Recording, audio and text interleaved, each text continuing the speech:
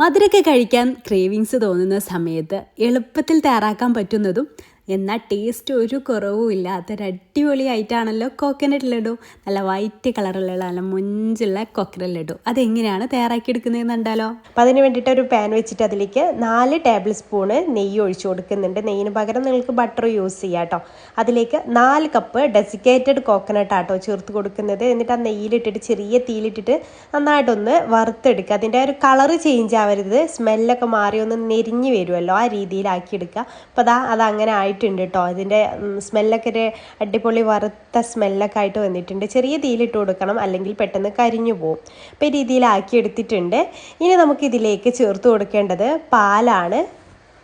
4 cup desiccated കോക്കനട്ടിലേക്ക് 1.25 cup പാലാട്ടോ ഞാൻ എടുത്തിട്ടുള്ളത്. അത് ചേർത്ത് കൊടുത്തിട്ട് നന്നായിട്ടൊന്ന് മിക്സ് ചെയ്തെടുക്കുക. എല്ലാ ഭാഗത്തും പാലെത്തുന്ന രീതിയിൽ നന്നായിട്ട് തന്നെ മിക്സ് ചെയ്തെടുക്കുക കേട്ടോ. ഈ ഒരു പാൽ ഇതിലേക്ക് കറക്റ്റാണ്. അപ്പോൾ അത് ഈ ഒരു അളവിൽ തന്നെ എടുക്കുക കേട്ടോ. ഈ രീതിയിൽ ചെയ്തെടുക്കുന്നുണ്ടെങ്കിൽ പിന്നെ പഞ്ചസാര മധുരത്തിനനുസരിച്ച് ചേർത്ത് കൊടുക്കാം. ഞാനിവിടെ 1.25 കപ്പ് പഞ്ചസാര ആട്ടോ എടുത്തിട്ടുള്ളത്. അതും ഇതിലേക്ക് കറക്റ്റാണ്. 1.25 കപ്പ് പഞ്ചസാര. അത് നന്നായിട്ട് മിക്സ് ചെയ്യുക. അപ്പോൾ പഞ്ചസാരയൊക്കെ ഒന്ന് മെൽറ്റായി ഇങ്ങനെ അലിഞ്ഞ് വരും. അപ്പോൾ അതൊക്കെ നന്നായിട്ടൊന്ന് ഡ്രൈ ആയിട്ട് വരണം കേട്ടോ. പഞ്ചസാരയൊക്കെ മെൽറ്റായതൊക്കെ ഒന്ന് ഡ്രൈ ആയിട്ട് വരണം. പിന്നെ അതിലേക്ക് ഒരു 4 ഏലക്കയുടെ സീഡ്സ് ചതച്ചിട്ട് അതിട്ട് കൊടുക്കുന്നുണ്ട്. ഏലക്കപ്പൊടി ഉണ്ടെങ്കിൽ അതൊരു 1/4 ടീസ്പൂൺ ചേർത്ത് കൊടുത്താലും മതി. അത് നന്നായിട്ടൊന്ന് മിക്സ് ചെയ്തെടുക്കുക. ഡെസിക്കേറ്റഡ് കോക്കനട്ട് കയ്യിലില്ലാന്നുണ്ടെങ്കിൽ തേങ്ങ ചിരുവിയിട്ട് ചൂടാക്കിയിട്ട് അങ്ങനെ ഉണ്ടാക്കിയെടുത്താലും മതി കേട്ടോ. പിന്നെ അതിലേക്ക് നമുക്ക് ലാസ്റ്റായിട്ട് ചേർക്കേണ്ടത് 1/2 കപ്പ് പാൽപ്പൊടിയാണ്. അതും കൂടി ഉണ്ടാകുമ്പോഴാണ് അത് പ്രത്യേക ഒരു ടേസ്റ്റ് കിട്ടുക. അപ്പോൾ പാൽപ്പൊടി നിങ്ങൾക്ക് വേണമെങ്കിൽ സ്കിപ്പ് ചെയ്യാം, പക്ഷെ അതുണ്ടെങ്കിൽ ടേസ്റ്റാണ്. പിന്നെ കുറച്ച് കാഷ്യൂസ് ചെറുതായിട്ട് കട്ട് ചെയ്തതും കൂടെ ചേർത്ത് കൊടുക്കുന്നുണ്ട് കേട്ടോ.